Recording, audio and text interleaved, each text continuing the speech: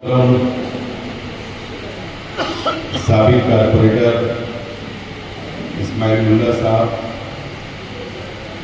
मंच पे तशरीफ फरमा, तमाम ही बुनकर भाई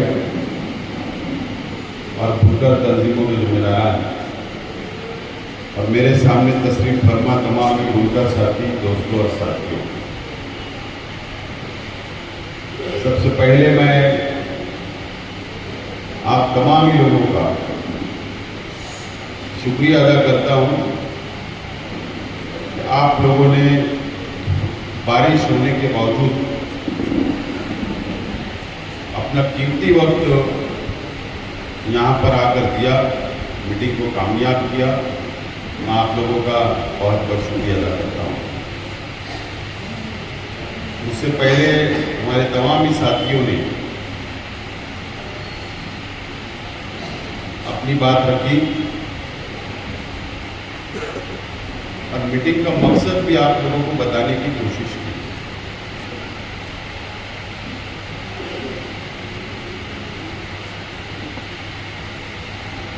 आज मालेगांव शहर में पावरलूम की हालत, बुनकरों की हालत, मजदूरों की हालत, कारोबारी हालत आप लोगों के सामने है।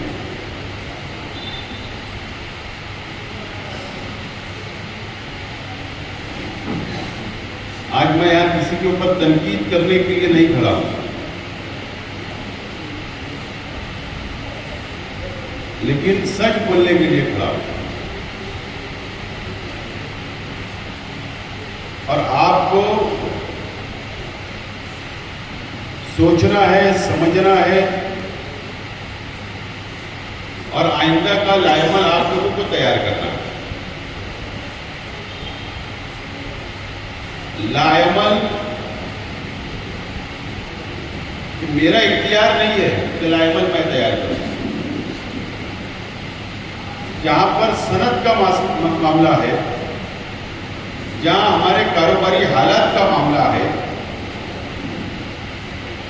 तो शहर के बुनकर भाइयों ने बैठकर सर जोड़कर नियत साफ रखकर एक मजबूत लायमल तैयार करने की आज जरूरत है। मैं जानबूझकर नियत साफ करने की बात बोल रहा हूं।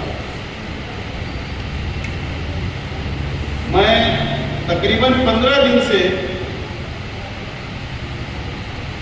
इस्माइल मुल्ला साहब, आमीन कारपोरेटर साहब, मुमताज सेठ, समद भाई, इन तमाम ही साथियों का जाफर नगर की 2-3 मीटिंगों का मैं जायजा लिया, उनके बयानात सुना। वो हमेशा ये कोशिश करते हैं कि बुनकर भाइयों का कम से कम नुकसान हो, मंदी की हालत में कारोबार अच्छा चले, उसके लिए एक मजबूत लायमल तैयार करने की हमेशा कोशिश करते हैं।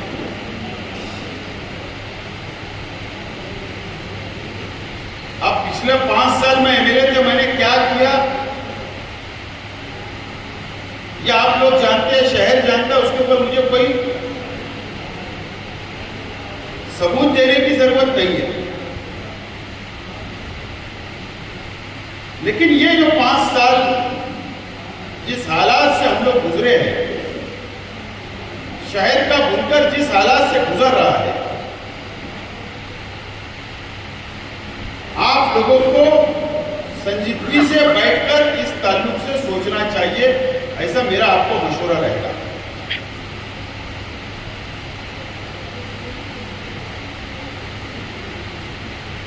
शायद इसी हॉल के अंदर हमारे मुझको तो ऐसा लगा कि बहुत बड़ा कोई गिफ्ट मिलने वाला है मालेगांव शहर को। मुझको तो ऐसा लगा था कि बहुत बड़ी टेक्सटाइल पॉलिसी तैयार होने वाली है मालेगांव शहर के बुनकरों के लिए, महाराष्ट्र के बुनकरों के लिए। इस हॉल के अंदर वजीर आए,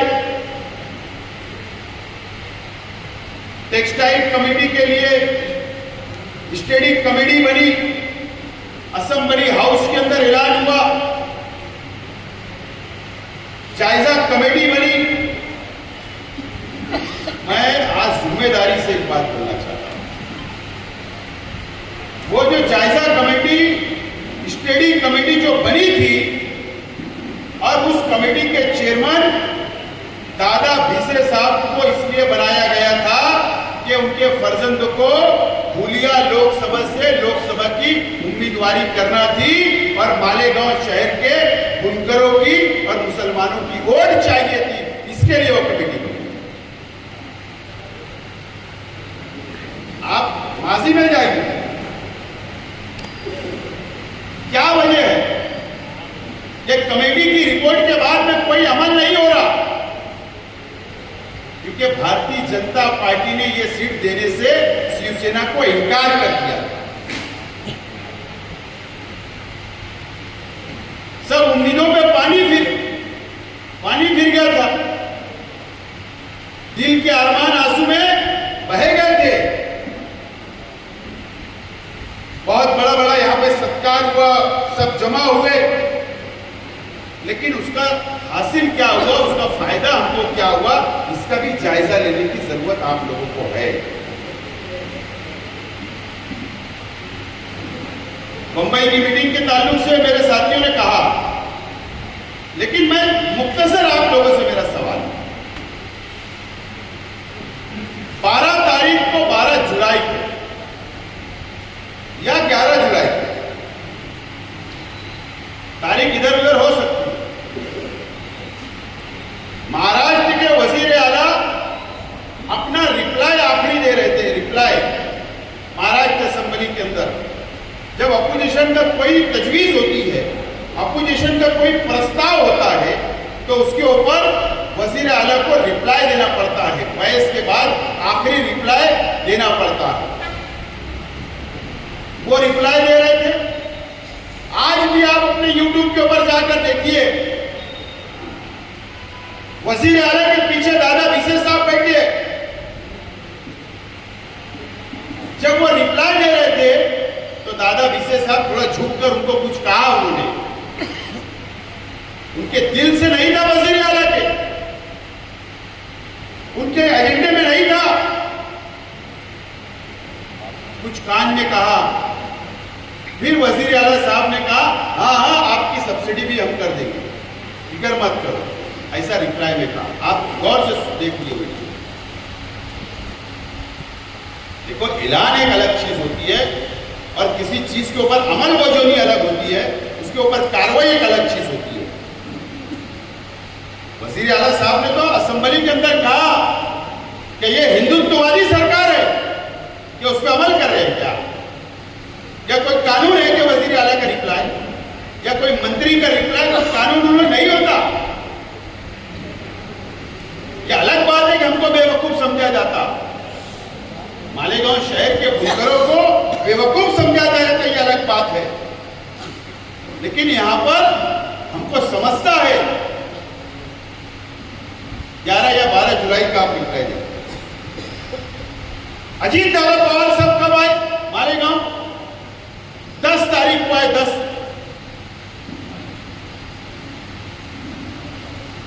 अगस्त को मालेगांव आए मेरे घर। एक दिन पहले वो आने वाले थे 9 तारीख को। इस्माइल भाई, आमीन भाई, असलम भाई, हमारी बात हुई कि हमको, क्योंकि जो बिजली की बिल तकसीम हुई, जो वजीर आला साहब ऐलान कर रहे थे, जब ऐलान अगर कानून बन गया तो फिर बिजली के बिल के अंदर सब्सिडी गायब क्यों की? है ना, आप लोगों के पास बिल है ना, सब्सिडी आई नहीं आई? ये खबर मुझको मेरे साथियों ने दी। मैंने कहा कि अजीत दादा पवार आ रहे, उनसे मेमोरेंडम दो, हम उनसे बातचीत करेंगे। इत्तेफाक देखो, अजीत दादा पवार कोल्हापुर के दौरे पर थे। 9 तारीख को जब हमारा कैंसिल हुआ तो वहां थे। 9 अगस्त को वहां पर इच्चल करंजी के बुनकर तंजीमों ने मुलाकात की और कहा कि सब्सिडी नहीं आई। उनका मेमोरेंडम लिया उन्होंने, और इत्तेफाक ऐसा हुआ कि जब दूसरे दिन आए तो हमारी भी वही सेम बात हुई। उन्होंने ये वादा किया कि मैं वहां से आ रहा हूं, मुझे भी इचलकरंजी के लोगों ने कहा है मैं मीटिंग लगाने वाला हूं। वो यहां से चले गए। जाने के बाद दूसरे दिन 11 तारीख को कैबिनेट की मीटिंग थी। वो अम्मन लेर से वापस मुंबई गए रात में। उन्होंने हमारा मेमोरेंडम लिया, इचलकरंजी का मेमोरेंडम लिया। और एक बात याद रखना, आप जो डिपार्टमेंट का मंत्री, जो डिपार्टमेंट का वजीर होता है, सिर्फ वो कैबिनेट मंत्री वो अपने ही डिपार्टमेंट की तजवीज रख सकता है कैबिनेट में, लेकिन वजीर आला और नायब वजीर आला को ये इख्तियार होता है कि वो कोई भी डिपार्टमेंट की तजवीज कैबिनेट में पेश कर सकता है।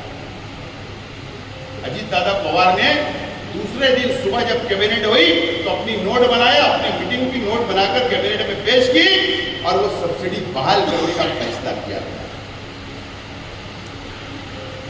सब्सिडी बहाल हुई। 12 को हमारी मीटिंग हुई।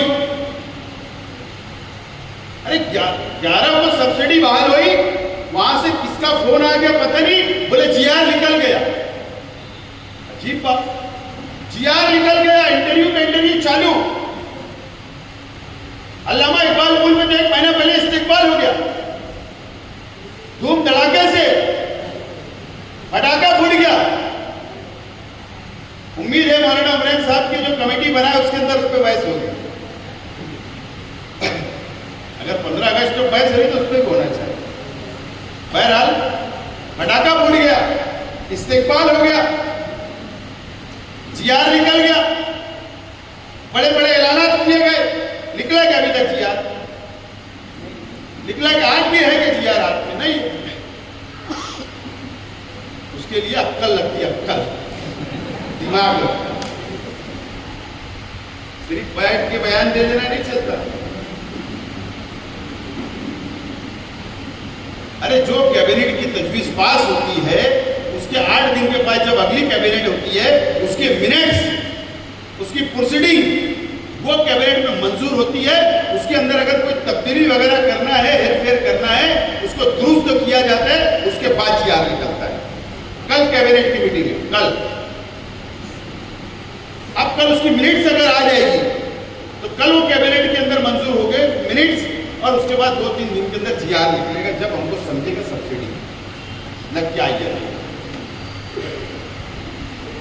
इसको अमल वजूरी बोलते हैं। अब उसके अंदर इतनी तकलीफ कैसे, क्या, क्यों होना चाहिए?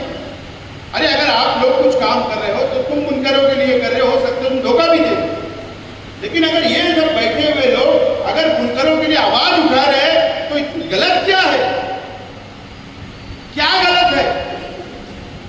कि ठेकेदारी तुम्हारे पास है क्या? मुनकरों की ठेकेदारी सिर्फ आगरा रोड पे है क्या? जाफर नगर में भी हो सकती ना? तो इतनी तकलीफ क्यों? तो मैं साफ तौर पर बोलना चाहता हूं कि ये 5 साल मुसलसल आपका इस्तेमाल किया गया, हर मीटिंग में आपको याद किया गया, बुलाया गया और इस्तेमाल किया गया, और एमएलए साहब को हाईजैक करने का काम किया गया, हाईजैक, और हाईजैक करके अपने वहां बुलाना, बुनकरों को जमा करना और अपना कोई बड़ा सा फायदा उठा लेना, यह किया गया सिर्फ 5 साल। मैं जिम्मेदारी से बोल रहा हूं, आप भी इसके ऊपर थोड़ा माजी में जाकर तहकीक करिए तो आपको समझ में आएगा क्या हुआ आपके साथ 5 साल। साइजिंग की बात है, साइजिंग की हम लोग एक स्पेशल मीटिंग लेने वाले साइजिंग वालों, यहां पर कई साइजिंग मालकान बैठे हुए, मैं आप लोगों से बोलना चाहता हूं, साइजिंग का जो सवाल है, मुझे बताओ जब इंजीनियरिंग का ऑर्डर आया, जब पोल्यूशन कंट्रोल बोर्ड का जब सील लग गई, क्लोजर आ गया, उसके बाद जो मसाइल हमारे सामने इतने संगीन मसाइल आए, ईमानदारी से बोलना कि कौन काम आया, कौन खड़ा रहा, किसने हिकमत अमली की, कैसे उसको रिस्टार्ट हमने करवाया, कैसे बुनकर भाइयों को साइजिंग मालकान को लेकर मैं खुद मुंबई गया, पोल्यूशन कंट्रोल बोर्ड के हेड ऑफिस में बैठे, नासिक में जाना पड़ा, कारपोरेशन में लड़ना पड़ा। मैं वो कानूनी कैसे हमने काम किए मैं नहीं बता सकता हूं। ऐसी ऐसी हिकमत अमली हमने अपनाई। अल्लाह का करम है, आज शहर की सब साइजिंग चल रही है, सब पायलट चल रही है। लेकिन आज आपको एक बात और बताना चाहता हूं कि हमने ये बात क्यों रखी। अब हमारे साइजिंग मालकान भाइयों से भी मेरी अपील है कि कम से कम ठीक है, अगर उससे नहीं कराना है, असलम भाई से नहीं कराना है, इस्माइल भाई से नहीं कराना है, मत कराइएगा, लेकिन अक्लमंद को कम से कम काम दो। जिसको अक्ल है उसको काम देना चाहिए। मैं इसलिए बोल रहा हूं ये बात, कुछ साइजिंग मालकान ने किसी पीए को काम दे दी, क्या बोले एनओसी निकाल के ला। अब एनओसी निकालने बंदा गया, कमिश्नर ने लेटर लिख कर दे दिया, एमएलए साहब के लेटर पे रिप्लाई हुआ, रिप्लाई एमएलए साहब का लेटर लगा, उसके ऊपर क्या लिख कर दे दिया कमिश्नर साहब ने, पता है क्या आपको? एनओसी देते नहीं आती आपको। कहां से लाएंगे अब एनओसी? एक डैम जब तीर कमान से निकल जाता है दोबारा आएगा वापस। ये लेटर है, हम आपको बताएंगे तो इस तरीके की बेवकूफी करके बैठेंगे। इसके लिए जब वो मीटिंग इचलकरंजी की चल रही थी तो मैंने वहां पर ये मुद्दा रखा और मैंने कहा कि जो गवर्नमेंट ने पॉलिसी तैयार की, पॉलिसी जो एमआरटीपी एक्ट, जो टाउन प्लानिंग का एक्ट बनाया गया मॉडल पूरे महाराष्ट्र का एक, उसके अंदर साइजिंग का उल्लेख छोड़ दिया गया है। भूल गए या जानबूझ के किया मुझे पता नहीं, वो भी अभी लागू हुआ 1.5 साल पहले। तो हमने वो मुद्दा रखा तो उसके अंदर पॉलिसी के अंदर ये तरतूब किया जाए, अमेंडमेंट किया जाए और उसके ऊपर जो सेक्रेटरी अर्बन डेवलपमेंट वन, जो सेक्रेटरी असीम गुप्ता, इत्तेफाक से मेरे अच्छे ताल्लुकात है उनसे, उन्होंने मुझसे कहा कि आप ड्रॉप तैयार करके ला के दीजिए, उसके अंदर हम अमेंडमेंट करने की कार्रवाई करते। वो अजीत दादा पवार साहब की मीटिंग की मिनट्स के अंदर मौजूद है ये जो बात हमने कही। और एक भी शख्स ने हमें नहीं बोला था कि मुद्दा उठाना, लेकिन हमको समझा ना, हमारे शहर की सनत का बात, वक्त की बात है, हमारे शहर की साइजिंग के मामले की बात है, हमको समझा, हमने उठाया, हमने किससे पूछा नहीं, हमने ये सोचा नहीं कि ये वोट बैंक है, ये वोट मिलेंगी नहीं मिलेंगी, नहीं, ये हमारे शहर का सनत है।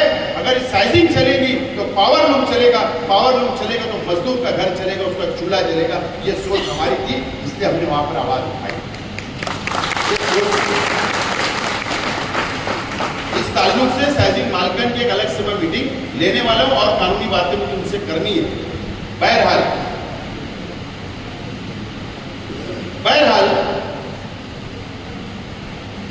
ये एक बात हो गई। दूसरी अहम बात जो है, मैं आप तमाम ही और मेरे इस मंच के जरिए मैं शहर के तमाम ही बुनकर भाइयों से मेरा सवाल है और मैं अपील भी करना चाहता हूं। हमारा शहर मौसम नदी से लेकर या आवाड़ी नाले तक का है, उसके बाद दरेगांव, इस साइड मालदा, सोनगांव, रमजानपुरा, दयाना, साइना। हमारी फ्यूचर कहाँ है? शहर का मुस्तकबिल कहाँ है? शहर का मुस्तकबिल कहाँ है ये आप लोग समझिए। मुझे बताइए कि कारखाना हमारा बढ़ेगा, कारोबार बढ़ेंगे तो जमीन लगेगी, जमीन लगेगी तो कहां जाएंगे? इसी साइड जाने का, हम तो उधर जा नहीं सकते, इसी साइड जाना है। तो ये शहर में क्या साजिश रची गई? एमआईडीसी क्यों फेल किया गया? क्यों भजन के अंदर एमआईडीसी ले जा गई? कब हुआ ये 5 सालों के अंदर, क्योंकि नहीं चाहते कि हमारा कारोबार बढ़े, नहीं चाहते। लैंड जिहाद का मुद्दा क्यों उठाया गया? नीतीश राणे ने लैंड जात का मुद्दा क्यों उठाया? इसके लिए उठाया कि तुम्हारी प्लॉटिंग बंद हो जाए, कारखाने के लिए लेआउट ना हो, साइजिंग के लिए लेआउट ना हो, जमीनें ना हो, कारोबारी हालात आगे, कारोबारी लेआउट ना हो और घरगुती लेआउट ना हो। इसके लिए जाम करने के लिए लैंड जात का मुद्दा रखकर इसको जाम करने की कोशिश की कि हमारा मुस्तकबिल खत्म हो जाए, हमारे कारोबार ना बढ़े, हमको परमिशन ना मिले, हमको एनओसी ना मिले। आज तक हमारा हथकवाड़ा का डेवलपमेंट प्लान तैयार नहीं हुआ, आज तक तैयार नहीं हुआ। इतनी अफसोस की बात है। उसके ऊपर मुद्दत बढ़ रही है। यह हम कब सोचेंगे, कब इस बारे में हम संजीदा होंगे? हमारे आने वाली नस्ल, हमारी आने वाली पीढ़ी, जो हमारा कारोबार उनके हाथ में जाने वाला है, उनके बारे में हम कब सोचेंगे? उनको कब राहत देकर हम दुनिया से जाएंगे? इस बारे में हमने क्यों सोचा नहीं? सोचना पड़ेगा। हम लोगों को ये ताल्लुक से भी सोचना पड़ेगा। और इसके पीछे एक फिरका परस्त सैनिक काम कर रहा है कि इस इलाके के पूरी तरीके से खत्म कर दिया जाए, कारोबारी हालात से, जमीन के ताल्लुक से। और अजय मोलेल की जमीन, अजय मोलेल के अंदर एमआईडीसी कामयाब हो, कारोबार उधर बने, मजबूर कर दिया जाएगा। हमको कारोबार ले जाने के लिए मजबूर कर दिया जाएगा। अगर हमने आज बेदार नहीं हुए, ये बारे में भी सोचना पड़ेगा। खेती महामंडल की जमीन ले ली गई, मीटिंगें ले गई कि वहां कारोबार डालो, वहां पर यूनिट डालो, वहां पर फैक्ट्री डालो, वहां पर सर्वे किया जा रहा है बड़ी बड़ी फैक्ट्रियों का, क्योंकि अब यहां पर लेआउट ही नहीं कर रहे। ये तमाम चीजें आप लोगों को सोचना और समझना है। अगर हम एक मजबूत लाइमर अगर हमको तैयार करना, लाइमर तैयार करना पड़ेगा। सब लोगों को सर जोड़कर बैठना पड़ेगा। अगर मैं नहीं आपके साथ में शामिल होकर लाइमर तैयार कर सकता, तो आप खुद बैठिए, बैठिए सब लोगों को लेकर, बैठिए सर जोड़कर। लेकिन नियत साफ होना चाहिए कारोबार के ताल्लुक से। सियासत जब वक्त आएगा हम सियासत करते रहेंगे, हम अलग अलग स्टेज पर रहेंगे। लेकिन अगर इस समझ कर पता चले सोचना है तो लाइमर तैयार करो मजबूत। और मैं तो ये कहना चाहता हूं कि मजबूत तंजीमें का कयाम नया आना चाहिए, नया बनना आना चाहिए। नए चेहरे सामने लाओ, जिनको समझता है, जो लड़ सकते हैं, जिनके अंदर जज्बा है, जो दौड़ भाग कर सकते हैं। ऐसा ना हो कि 500 कंट्रीब्यूशन करके बंबई जाओ, 5500, मुझे मालूम है 5500 मिलाओ, जमा करो, गाड़ी करो, जाओ, बाद में हिसाब होता है, इतना बचा 25-25 रुपये वापस। वैसी की आदत मत करो, वैसी की आदत मत करो। भाई भाई के साथ जाओ ना, बोलेगा मेरी गाड़ी चल जान दे, मैं चलता लेगा। ऐसे लोग की आदत हो कि बैठे ना, ऐसे लोग जेब पे हाथ डालने वाले, 500 वाले नहीं। मजबूत की आदत, नए चेहरे लाओ, फ्रेश चेहरे लाओ, लड़ने वाले चेहरे लाओ, तुम्हारे लिए सोचने वाले चेहरे लाओ, सनत के लिए लड़ने वाले चेहरे को सामने लाओ। मैं इनके पीछे खड़ा रहूंगा मजबूती के साथ, मैं खड़ा रहूंगा। लड़ेंगे हम हमारी सनत की बका के लिए, लड़ेंगे और जीतेंगे। लेकिन उसके लिए हमको सोचना पड़ेगा, हमारे को तब्दीली लाना पड़ेगा, हमारी सोच को बदलना पड़ेगा, जब जाकर हम लोग आगे बढ़ सकते। साइजिंग का एक मुद्दा मैं बोल देता हूँ कि चल करंजी वालों ने डिमांड की वहां पर, लेकिन हम इंटरेस्ट का कारोबार नहीं करते, ब्याज का कारोबार हमारा नहीं है। लेकिन उनका एक प्रपोजल आया। प्रपोजल क्या था कि साइजिंग को कम से कम 1 करोड़ रुपया बैंक कर्ज दे, गारंटी हमारी होगी, लेकिन दूसरा गारंटर गवर्नमेंट बने और 1 करोड़ रुपया कम से कम कारोबार के लिए, हैंडओवर के लिए, कैपिटल के लिए 1 करोड़ रुपया कर्ज के तौर पर गवर्नमेंट जीआर निकाले कि कोई भी बैंक हमको 1 करोड़ रुपया दे। और उसमें प्रपोजल में यह भी था कि 5%, अगर 10% ब्याज है, ये 60% ब्याज है, तो 50% गवर्नमेंट बर्दाश्त करे और 50% ओनर करेगा। इस तरीके का एक प्रपोजल था। हमने उसके ऊपर हाँ भी नहीं कहा, ना भी नहीं कहा, क्योंकि ब्याज का मामला है, इसके अंदर हम लोग को ज़्यादा हिस्सा नहीं लेना है। लेकिन उसके बारे में कोई रास्ता निकलता है मजहबी तौर पर तो उस ताल्लुक से आप लोग बैठो, सोचो, और अगर उसमें हमको हिस्सा लेना रहेगा तो हम आगे लेंगे। लेकिन ये मैं आप लोगों पर छोड़ता हूँ। तो मैं आप लोगों से कहना चाहता हूँ कि आइंदा तमाम ही चीज़ें आप लोग मजबूत, अब तंजीमों को नया अमल में लाओ, नए अमल में लाओ, नए लोग को, नौजवानों को आगे लाओ, अच्छे लोगों को आगे लाओ, लड़ने वाले लोगों को आगे लाओ। यकीन करता हूँ और मैं एकदम साफ तौर पर ये कहना चाहता हूँ कि 5 साल के अंदर जितने भी मुनकर भाई मेरे पास अगर पावर का मसला लेकर आए तो मैं कंपनी में साथ में गया हूं आप लोगों को मसला हल करने के लिए। जो लोग भी आए, मैंने पार्टी नहीं देखा, आए भैया चल साथ में, जितना फायदा देने की कोशिश मुझसे हो सकी मेरी जात से मैंने किया। ये ठीक है, बदनाम करने एक अलग चीज है। न तो मैं ये भी बता सकता हूं कि रमजान महीने में कौन मुंबई से कलकत्ता के एयरपोर्ट पे गए और एयरपोर्ट की होटल के अंदर से वापस फ्लाइट पकड़ के रिटर्न आए, ये भी मुझे मालूम है।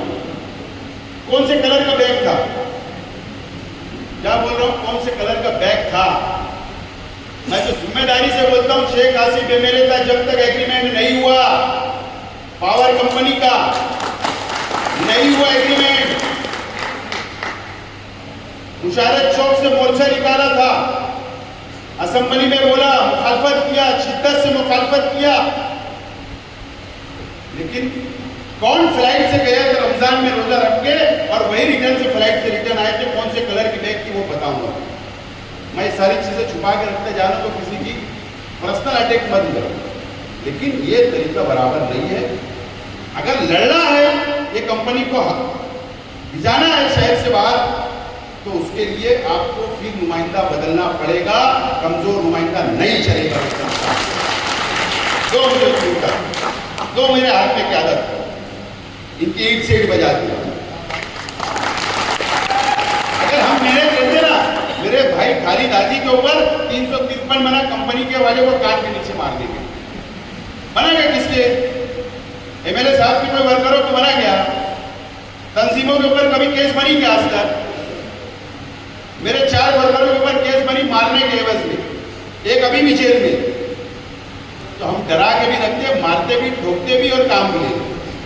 ऐसे लोग चलेंगे, सिर्फ गोल बचत वाले लोग नहीं चलते। तो मेरा ऐसा बोलना है, ये तमाम ही चीजें आप लोग समझो। मैं तैयार हूं आपका काम करने के लिए, ईमानदारी से तैयार हूं, कोई मेरे पास भेदभाव नहीं है। ठीक है, इलेक्शन के वक्त जज्बात में मैंने जो बोला था, पर्सनल नहीं बोला, काम नहीं करूंगा ये नहीं बोला, जाति नहीं बोला, सनद के ऊपर नहीं बोला, सिर्फ इतना बोला जो मेरे पास आएगा उसके लिए मेरे दरवाजे खुले हैं, मैंने इतना कहा। क्या गलत है? लेकिन अगर ठेस पहुंची, अगर वो जुमला भी मेरा गलत है, अगर आपको तकलीफ हुई तो उसके लिए मैं माफी चाहता हूँ, माफी चाहता हूँ। लेकिन आज दोबारा बोल रहा हूँ, मेरे दरवाजे आप लोगों के लिए खुले हैं, आप मेरे पास आइए, मैं आपको गले लगाने तैयार हूं, आपका काम करने के लिए तैयार हूं, हुकूमत से आपके लिए लड़ने के लिए तैयार हूं, जो काम आप बोले वो करने के लिए तैयार हूं, ये वादा करता हूं। और जब भी आप मुझे आवाज देंगे, मैं आप लोगों के